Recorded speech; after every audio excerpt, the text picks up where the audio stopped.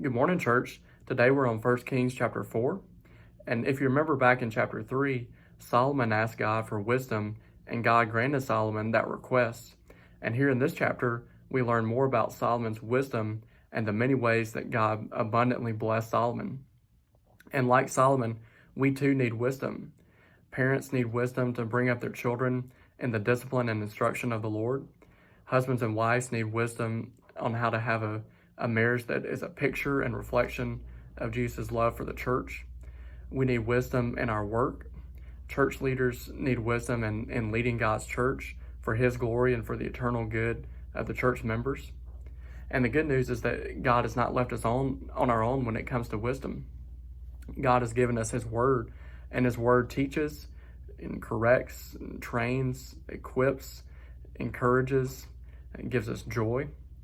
And wisdom is not just a set of ideas, but wisdom is a person. Jesus is the wisdom of God.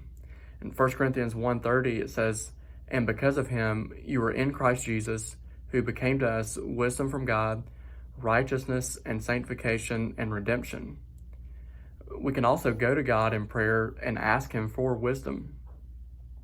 We also see that God didn't just bless Solomon with great wisdom and abundance just for his sake, but that he might be a blessing to others.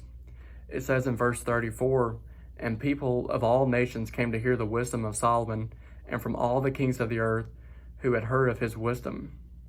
This is one of so many places in the Bible where we see God's heart for all the peoples, all the nations of the world.